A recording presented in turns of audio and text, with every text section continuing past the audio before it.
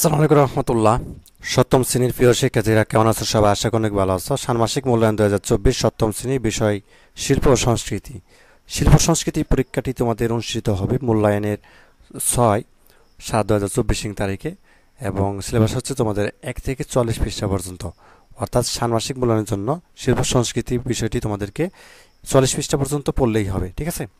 তো এটা হচ্ছে তোমাদের সিলেবাস, আর মূল্যায়ন হবে 6 তারিখে। এখন প্রশ্ন হচ্ছে, শিল্প সংস্কৃতিতে কি টাইপের ষান্মাসিক মূল্যায়নের প্রশ্ন করা হয়, বা কীরকমভাবে পরীক্ষাটা দিবে বা অংশগ্রহণ করবে, এ নিয়ে আমরা বিস্তারিতভাবে আলোচনা করবো। আর যারা সপ্তম শ্রেণীর নতুন যারা রয়েছে, অবশ্যই আসতে চাই যদি চ্যানেলটি সাবস্ক্রাইব করে রাখো। তোমাদের ষান্মাসিক মূল্যায়নের প্রত্যেকটা বিষয়ের যে সমাধান বা উত্তরপত্র সেটা কিন্তু দেওয়া হবে। তো এখানে দেখো, আমরা যদি গত বছরের 2023 ষান্মাসিক মূল্যায়ন যেভাবে নেওয়া হয়েছে সেটার দিকে খেয়াল করি, এই টাইপের প্রশ্নই কিন্তু আসবে, ঠিক আছে? যেমন এখানে যে কাজগুলো দেওয়া হয়েছিল, বিশেষ করে তো শিল্পকলার বিভিন্ন শাখার শ্রেণীবিভাগ, উপাদান ও নিয়মকানুন, শিখন অভিজ্ঞতাগুলো থেকে যতটুকু শিখেছে তা লিখতে বলবেন, ঠিক আছে?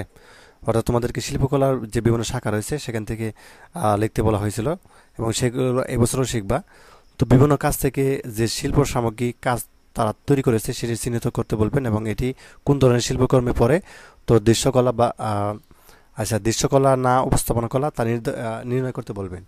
এসব তালিকা বন্ধু খাতায় লিখে রাখতে বলবেন এবং তা নিশ্চিত করতে বলবেন, ঠিক আছে? এবং তারপরে যেটি ছিল যে প্রাকৃতিক বর্ণচক্র তৈরি করা অথবা পাঠ্য বইতে দেওয়া রঙের গানটি গাওয়া। অর্থাৎ তোমাদেরকে কোনো একটি যে তোমাদের পাঠ্য বই যে রঙের যে গানটি আছে সেটিও কিন্তু গাইতে বলা হতে পারে, ঠিক আছে? অবশ্যই সেটি একটু ভালোভাবে চর্চা করবে, এবং রেখা ব্যবহার করে একে কাগজটি কেটে বিভিন্ন রকমের পুনরাবৃত্তি নকশা বানানো, ঠিক আছে? তো এরকমভাবে কিন্তু, অর্থাৎ তোমাদের যেহেতু শিল্প সংস্কৃতির সাবজেক্ট, এটা কিন্তু বিভিন্ন ধরনের নকশা বা হচ্ছে যারা বিভিন্ন কিছু তোমাদেরকে তৈরি করতে বলা হতে পারে। তো এই বিষয়গুলো তোমরা অবশ্যই শিখিয়ে নেবে, ঠিক আছে, যাতে করে তো বড় ধরনের সমস্যা না হয়। প্রাকৃতিক বর্ণচক্র তৈরি করা, বা হচ্ছে পাঠ্যপুঁথি দেওয়া রঙের গানটি গাওয়া, বা রেখা ব্যবহার করে একে কাগজ কেটে বিভিন্ন রকমের পুনরাবৃত্তিক নকশা বানানো, অর্থাৎ বিভিন্ন ধরনের নকশা তৈরি করবে। এই কাজগুলো তোমাদেরকে কিন্তু করতে হবে, ঠিক আছে? আশা করি বুঝতে পারছো যে কী টাইপের আসলে ষান্মাসিক মূল্যায়নের জন্য প্রশ্ন আসতে পারে। তবে এটা যে আসবে এরকম না, এই টাইপের আর কি আসবে, এটা নমুনা, জাস্ট নমুনা হচ্ছে প্রশ্ন তোমাদেরকে দেখালাম। তো এই ছিল।